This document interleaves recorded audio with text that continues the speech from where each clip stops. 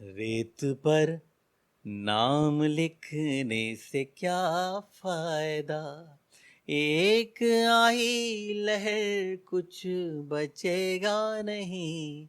तुमने पत्थर सा दिल हमको कह तो दिया, पत्थरों पर लिखोगे मिटेगा नहीं। कहते हैं ना कि आप जब सुबह सुबह आपकी आंख खुले तो सबसे पहले ईश्वर को याद करना चाहिए। ईश्वर को याद करो तो मांगी मुराद मिल जाती है। कभी कभी आप सोच भी नहीं सकते, आपको वो मिल जाता है। मेरे साथ भी ऐसा ही हुआ। सुबह आज नींद खुली तो मैंने ऊपर वाले को याद किया और मुझे एक खजाना मिल गया, एक गीतों के बादशाह मिल गए। और गीतों के ऐसे बादशाह, गंगा जमनी जो तस्वीर है हमारे देश की, उसको पेश करते हैं। गीत तो बहुत सारे होते हैं, अलग अलग गीत होते हैं, लेकिन असली गीत वो है जिसको सुन के लोग सबको भूल जाएं, सब कुछ भूल जाएं। हमारे साथ डॉक्टर विष्णु सक्सेना साहब मौजूद हैं। सुबह सुबह हमारी इनकी मुलाकात हो गई। बहुत बहुत स्वागत है आपका। पहले तो बाराबंकी में सर प्रणाम करता हूँ आपको परवेश भाई, क्योंकि बाराबंकी की सरजमीन ऐसी है कि यहाँ आके क्योंकि खुमार बाराबंकी का शहर है ये, तो यहाँ के शायरी फिजाओं में घुली हुई है। तो मन करता है कि यहाँ कुछ देर रुका जाए और यहाँ की शायरी से वाबस्ता हुआ जाए और यहाँ कुछ सुना जाए और सुनाया जाए। सर लगभग 40-50 साल से आप मंचों पे हैं, प्रतिनिधित्व कर रहे हैं मंच का, और पूरे देश को और देश से बाहर जहाँ जहाँ हिंदी उर्दू जानने वाले लोग हैं वो आपको सुनते हैं, आपको पसंद करते हैं। लेकिन आज हम ये कविता की बात और साहित्य की बात, समाज की बात, ये बाद में करेंगे। पहले एक बताएंगे कि एक कवि का जो अपना जीवन होता है वो उसको व्यक्त करने का बहुत कम मौका मिलता है। ये बताइए कि आपके मन में तो बाल किशोर रहे होंगे, सबसे पहली कविता कब फूटी और किसको देख के फूटी? परवेज भाई, कविता मेरी फूटी नहीं, मेरी रगों में है, मेरे खून में है। मेरे दादाजी बहुत अच्छे कवि थे, मेरे पिताजी भी शायरी करते थे, मेरे बड़े भाई भी करते थे। तो वो रगों में चली आ रही है, खून में है, तो कविता फूटने का तो कोई सवाल ही नहीं उठता। बस ये है, उनको उनकी वातावरण में उनके साथ रहे तो अपने आप आती चली गई। और पहले टूटी फूटी हुई, फिर बाद में और सजी संवरी, फिर धीरे धीरे करके दादाजी का एक संदेश था कि कभी भी हम हमारे दादाजी जब अपने दोस्तों को ख़त लिखते थे तो उनके जवाब कविता में लिख के दिया करते थे। हमारा राइटिंग बहुत अच्छा था, ये बचपन की बात है, 6ठी या 7वीं क्लास की बात है। तो वो लिखवाते हमसे थे, तो जो गज़लों में, मुक्तकों में वो जवाब दिया करते थे। तो उस वक्त ऐसा लगता था कि हाँ, ये रदीफ काफ़िया क्या है, कितना बड़ा, कितना मीटर है, कौन सा क्या है। तो वहाँ से थोड़ा सा आइडिया हुआ और फिर हम लिखने लगे थे। अब टूटी फूटी कविता थी, अब कहाँ किसको सुनाए, दादाजी को सुनाने की हिम्मत नहीं थी। तो हमारे शहर में एक पेपर निकलता था सविता गौरव नाम का, तो हम उस अखबार वाले के पास गए। तो हमने कहा भाई हमारी कविता छाप दो। कविता तो छपने लायक तो थी नहीं, लेकिन वो जो संपादक था उसने कहा हाँ विष्णु बैठो, हम तुम्हारी कविता छापेंगे, तुम इसके बदले। वो हमको बहुत बहुत काम कराता था, पेपर गिनवाता था, बाइंडिंग करवाता था, बहुत सारे काम करवाता था। तो महीने में किसी एक हफ्ते में एक छोटी सी 4 पंक्ति एक कोने में निकाल देता था। हम इसी बात से खुश हो जाते थे। फिर एक दिन हम जब घर से निकल रहे थे तो हमारे दादाजी ने कहा कि कहाँ जा रहे हो विष्णु बाबू? तो हमने कहा जरा कविता छपवाने जा रहे हैं। बोले जरा दिखाओ तो सही कैसी कविता है। तो जब दिखाई तो बहुत साधारण सी थी।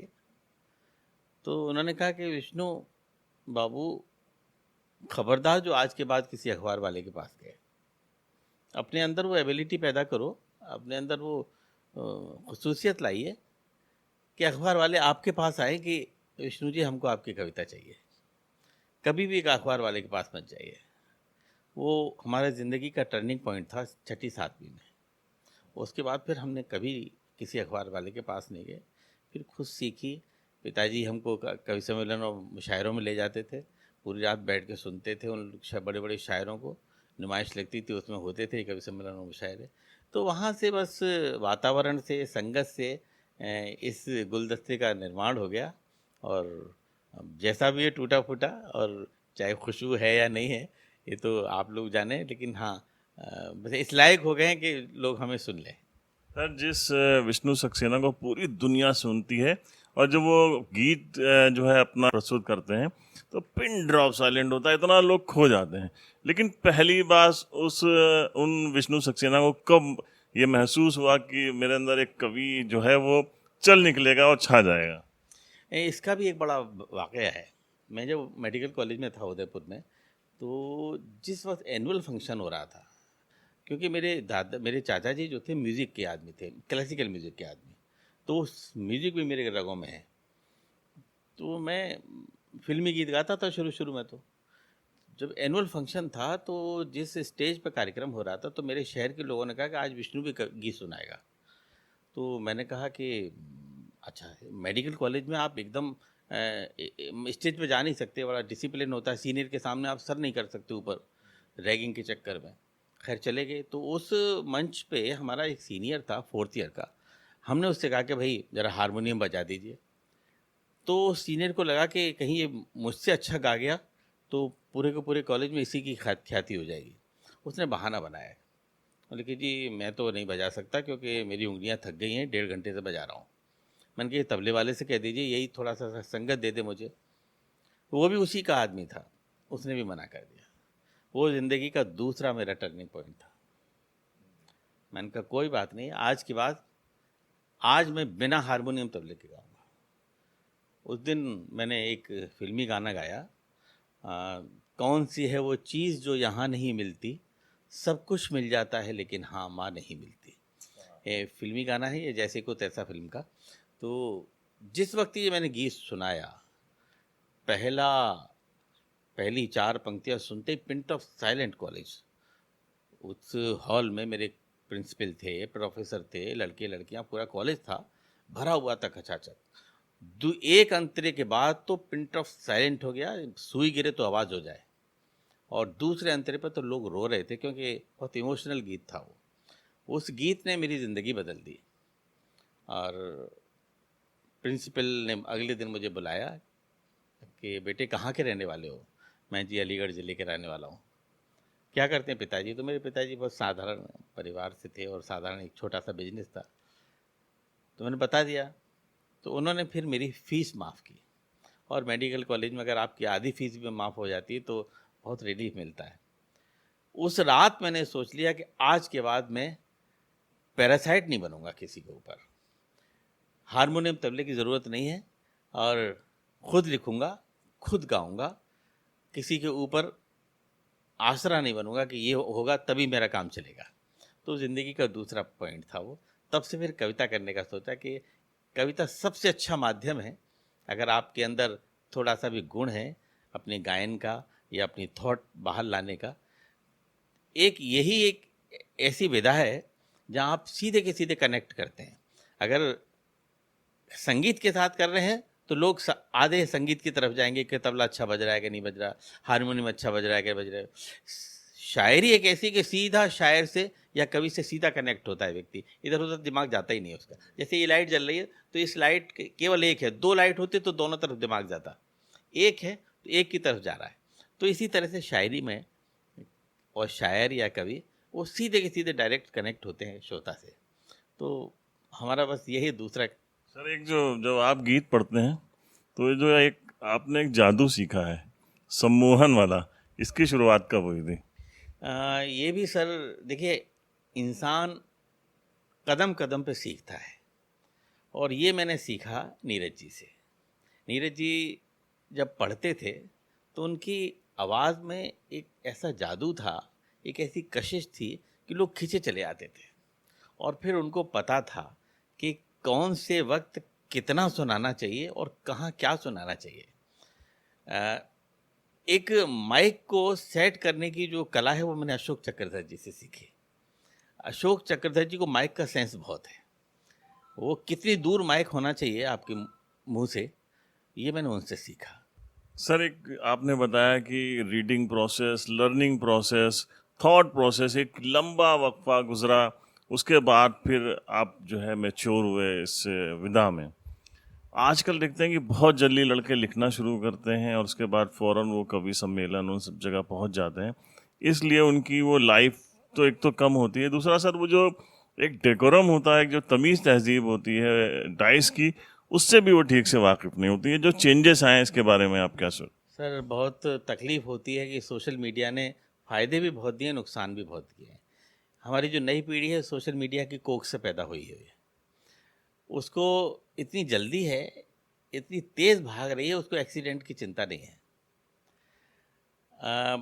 मैं कभी कभी शमीना को सुनता हूँ तो उसका एक जो शेर है ना कि ज़रा सा कुदरत ने क्या नवाजा, जो आके बैठे हो पहली सफ़ में। तो हमारे कवि सम्मेलनों में भी होने लगा है।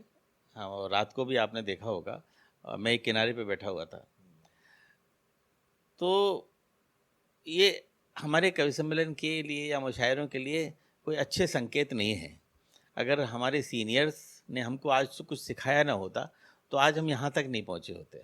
हमारी जिम्मेदारी बनती है कि हम हमारी जो नई पीढ़ी है उसको बताएं कि कवि सम्मेलन का मुशायरे की क्या ग्रामर है, उसका क्या व्याकरण है, हमको कौन सी चीज़ कहाँ पे कहनी चाहिए और कैसे किसका सीनियर का कैसे रेस्पेक्ट करना चाहिए, ये सब बताना पड़ेगा। वरना तो ये सब कुछ ख़त्म हो जाएगा अगर डिसिप्लिन नहीं रहा तो। मैं मुशायरे की दुनिया से भी वाबस्ता हूँ, मैं खूब जाता हूँ मुशायरों में, और कवि सम्मेलन में तो खैर मेरा जन्म ही हुआ है, तो वहाँ भी वही हालत है जो हमारे कवि सम्मेलनों में है। तो मैं शायर भाइयों से भी कहता हूँ कि भाई थोड़ा सा आप भी कहिए, क्योंकि हम कमर्शलाइज बहुत हो गए और कमर्शलाइज जीवन में इन सब चीज़ों का महत्व बहुत कम हो जाता है। सब डरते हैं कि क्यों किसी से कुछ कहें, क्यों बुरे बने, उसके पास 10 कवि सम्मेलन हैं, अगर हमने उसको कुछ कह दिया कि भाई ऐसा तू व्यवहार क्यों कर रहा है तो आगे से बुलाएगा भी नहीं। तो वो जो लोभ है, वो लालच है, वो हमको कुछ नहीं करने देता, और धीरे धीरे करके ये अनुशासनहीनता बढ़ती चली जाती है। फिर वही एक जूनियर पोइट जब आपके सामने सीना तान के खड़ा हो जाता है तब आपको बहुत बुरा लगता है। ये जूनियर और सीनियर का ये रिश्ता बाप बेटे का जैसा होता है। अगर बाप ने बेटे को समय से नहीं रोका या समय से जीना नहीं सिखाया तो फिर वो जीवन भर के लिए खुद की ज़िंदगी खराब होगी और बाप की तो ज़िंदगी खराब करेगा ही करेगा। डॉक्टर साहब, आपने बहुत बड़े बड़े शायरों के साथ पढ़ा है और बहुत बड़े बड़े कवियों के साथ पढ़ा है जो इस देश की शान हुआ करते थे, उनके साथ आपने जो है स्टेज का वो शेयर किया है स्टेज। आजकल एक नई चीज़ आई है डॉक्टर साहब की मुशायरों में भी और कवि सम्मेलन में भी कुछ नए हीरो आ गए हैं। अब वो इतना बड़ा बजट उनका है कि एज ए कन्वीनर भी मैं कह रहा हूँ कि अगर आप एक आध को ही बुला लेते हैं तो आप फिर आपका बजट ही ख़त्म हो जाता है। तो इनसे मुशायरों पे बहुत बड़ा फ़र्क पड़ा, क्योंकि मैंने देखा कि अब उनके साथ उन लोगों के साथ कई शायर और कवि शेयर भी नहीं करते हैं, मंच पे आना भी नहीं पसंद करते हैं। दरअसल मैंने बताया ना आपको, ये इस समय कमर्शियल ज़माना है कि हम कौन से तरीके से ज़्यादा पैसा पैदा कर सकें। और देखिए दोनों लाइंस अलग अलग हैं। हमारे हिंदी कवि सम्मेलनों में एक लाफ्टर की लाइन आ गई है। एक स्टेशन है, 3 लाइन होती है, एक बिल्कुल प्लेटफार्म के पास होती है, एक बीच में होती है, एक इधर होती है, लूप लाइन। तो इसी तरह से एक लाफ्टर की लाइन है, वन लाइनर शो जो होते हैं। दूसरी वो शोमैन हैं जो आज 10-10 लाख 15-15 लाख रुपए मांग रहे हैं। और एक वो जो परंपरागत जो कवि सम्मेलन और मुशायरों की पद की जो लाइन है वो, तो जो परंपरागत हैं वो ज़िंदगी भर चलेंगे, और जो लाफ्टर जो लूप लाइन है ना, उस पे वही गाड़ियाँ आएंगी जो जिनके सामने और ट्रेन पास होती चलती है वो वहीं खड़ी रहती है। तो मेरा मानना यह है कि जो इस तरह के लोग हैं जिन्होंने अपने रेट्स बहुत बढ़ा दिए हैं, वो कुछ दिन की चमक है, उसके बाद फिर क्योंकि हिंदुस्तान इतना अमीर नहीं हो गया है कि कविता की शायरी के लिए इतना बड़ा पेमेंट कर सके। ठीक है, आपका एक अपना मार्केट है, आप वहाँ कर सकते हैं, लेकिन हर आदमी नहीं कर सकता ऐसा। और ये भी मैं जानता हूँ कि हमारे कवि सम्मेलन की दुनिया के एक बड़े कवि हुए ओम प्रकाश आदित्य जी, नीरज जी कहा करते थे मुझसे कि विष्णु, कभी इतने महंगे मत बन जाइए कि लोग आपको बुला ना सकें, और कभी इतने सस्ते भी मत बनना कि हर आदमी आपको बुला सके। मध्यम गति के बल्लेबाज रहिए, गेंदबाज रहिए, जिससे आपकी सेंचुरी आराम से बनती रहे। अच्छा सर, एक चीज़ हम लोग देख रहे हैं, एज ए सामीन महसूस कर रहे हैं कि जैसे मुशायरे हैं या कवि सम्मेलन है, तो जो हिंदू मैथोलॉजी है या मुस्लिम मैथोलॉजी है, तो वो एक अकीदा होता है ना आपका कि मैं ठीक है, मैं फलां को मानता हूँ, या मोहम्मद साहब ने चांद के 2 टुकड़े कर दिए थे, या हनुमान जी जो है पर्वत पूरा संजीवनी बूटी लेने गए थे, पर्वत उठा लाए थे, वो अकीदा है। लेकिन अब शायरी के ज़रिए वो थोपने की कोशिश की जाती है। मतलब मुशायरों में देखा है मैंने कि शायर जो है वो अकीदों की बात करने लगे, और कवि सम्मेलन में जो कवि हैं वो, आप शायरी शायरी से क्यों हट रहे हैं? वहाँ पे जाइए ना। आप लोगों को थोड़ा उनके सेंटीमेंट से खेल के जो है वो नाम कमाना चाहते हैं, ऐसा हो नहीं रहा है। हाँ, देखिए हमारे दोनों तरफ ये हालत है, कवि सम्मेलन में भी यही हालत है, मुशायरे में भी यही हालत है। अ, शायरी करना कोई आसान काम नहीं है, जितना आसान हम लोगों ने समझ रखा है। और मोहब्बत करना भी आसान नहीं है। मोहब्बत की बात करेंगे तो वो सबको पसंद आएगी, और इन दिनों थोड़ा एक माहौल बदल सा गया है कि हम जितनी कट्टरता की बात करेंगे तो एक वर्ग विशेष है वो पसंद करेगा, और हमारी बस यही बुद्धि है कि हम जो कुछ चंद लोग हैं हम ये समझ बैठते हैं कि यही बात पसंद की जा रही है और इसी पे काम करना चाहिए, जबकि ये बिल्कुल सही नहीं है। सही तो ये है कि दुनिया चलेगी तो मोहब्बत से, चाहे वो देश हो, चाहे समाज हो, चाहे परिवार हो, चाहे आपसी रिश्ते हों, ये चलेंगे तो मोहब्बत से ही, नफ़रत से तो चलने वाले नहीं। यही कवि सम्मेलनों पे भी अप्लाई होता है। तो जो आपने बताया कि जो इस तरह के मुशायरों में कवि सम्मेलन में चलने लगा है, तो हमको इन सब चीज़ों से बचना चाहिए थोड़ा-सा, क्योंकि कवि सम्मेलन और मुशायरों में लोग सीखने आते हैं हमसे। सर मटेरियल कम होता है इसलिए ये सब। हाँ, ये भी है, क्योंकि हम लोगों ने अब पढ़ना बंद कर दिया, अच्छी-अच्छी चीज़ें सुनना बंद कर दिया। पहले कितनी मैगज़ीन आती थी, वो सब बंद हो गई। अच्छे लोगों के साथ बैठना बंद कर दिया। जब हम अच्छी चीज़ें सुनेंगे नहीं, पढ़ेंगे नहीं, देखेंगे नहीं, तो अच्छी बातें आएँगी कहाँ से? तो मटेरियल तो ख़त्म हो ही गया है। तो अब जो उथला-उथला मैटर है, जो पानी के ऊपर तैर रहा है, हम उसी को समझ लेते हैं यही गंगा जल है। सर एक शेर है कि तुमको खबर हुई न जमाना समझ सका, तुमको खबर हुई न जमाना समझ सका, हम चुपके चुपके तुम पे कई बार मर गए।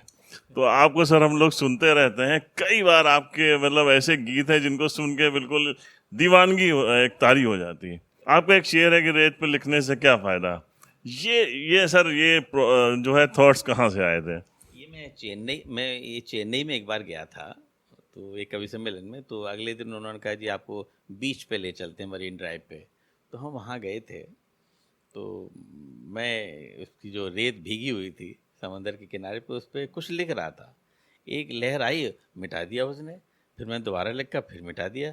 तो 4-5 बार जब ऐसा हुआ तो फिर वहाँ से थॉट आया कि रेत पर नाम लिखने से क्या फ़ायदा। सर हम अपने जो हमारे दर्शक हैं उनको ये 2 पंक्तियां हम जरूर मतलब चाहेंगे कि वो एक तोहफा है, गिफ्ट आप वहां तक हम लोगों को दें। मैं ज़रूर सुनाऊंगा, क्योंकि ये इस गीत ने तो मेरी ज़िंदगी बदल दी है, लाइफ चेंज कर दी इसने।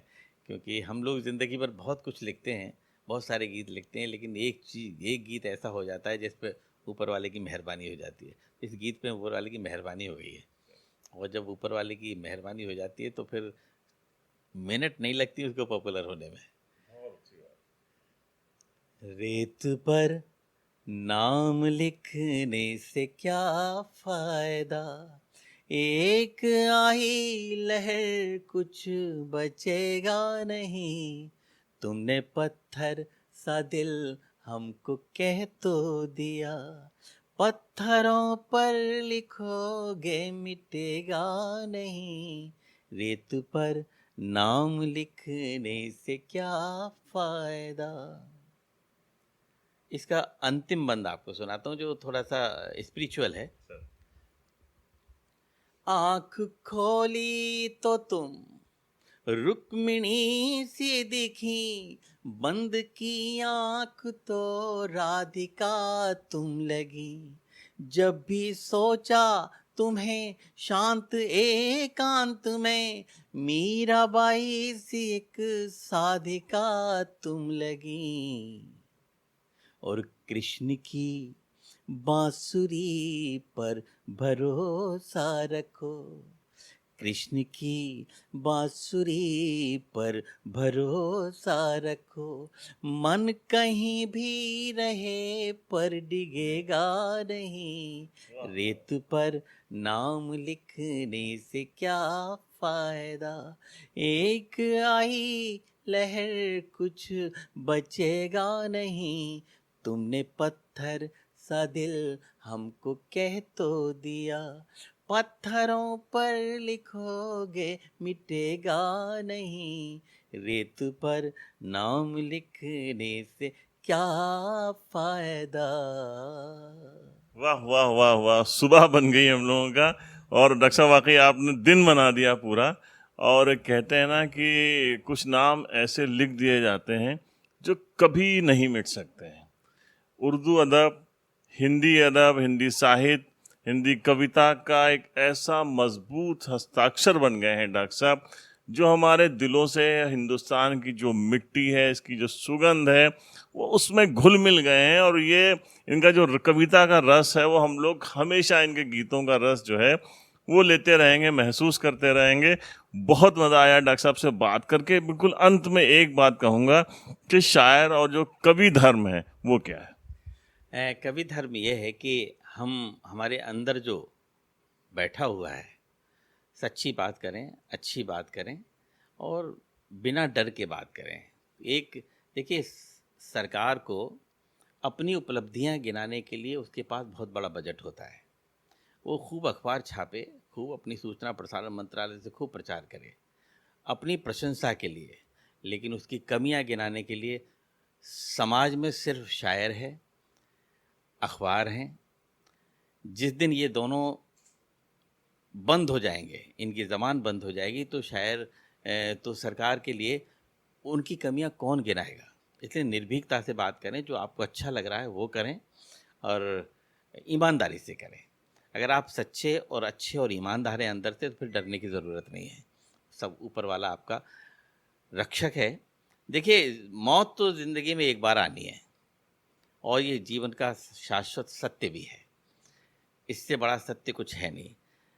तो इसलिए डरिए मत, जो आपके दिल में है अच्छी तरह से, सच्ची तरह से बोल दीजिए। दूसरी बात मैं अपनी नौजवान पीढ़ी के लिए कहूँगा कि अपने माँ बापों की इज़्ज़त करें, क्योंकि इस समय बहुत डिटोरिएशन का युग चल रहा है। ये हमारे समाज में जो सबसे जो ख़राब इस समय स्थितियाँ हैं, वो बुज़ुर्गों की हैं, माता पिता की हैं। तो अपने माता पिता की इज़्ज़त करें, अपने गुरुओं का आदर करें, जिन्होंने हमें हर मोड़ पे कुछ न कुछ सिखाया है, उनकी इज़्ज़त करें और खूब पढ़ें, खूब सुने, उसके बाद बोलें। तो मेरे ख्याल से इससे अच्छी बात कोई हो नहीं सकती। डॉक्टर साहब, बहुत कीमती बातें आपने की हैं, अपना बहुत कीमती समय हमको दिया, साझी विरासत को दिया, इसके लिए हम आपको बहुत बहुत आभारी हैं। बहुत साझी विरासत ने आज अचानक ये सारा काम किया है, इसलिए अनएक्सपेक्टेड है और मुझे भी आनंद आ रहा है, क्योंकि बिना किसी पूरी प्लानिंग के और आपने मुझसे बातचीत की। परवेज भाई, मैं आपका बहुत बहुत आभार व्यक्त करता हूँ और आप मुझे बहुत मोहब्बत करते हैं, ये भी मैं जानता हूँ। जब जब मैं बाराबंकी आया हूँ, तब तब आप मुझे सुनने आए हैं, मुझे मोहब्बतें देने आए हैं। और कभी ऐसा कोई मौका नहीं आया कि मेरा कोई त्योहार है उस पर आपने विश करना छोड़ दिया हो। हमेशा आप मुझे याद करते हैं, अपनी दुआओं से नवाजते हैं।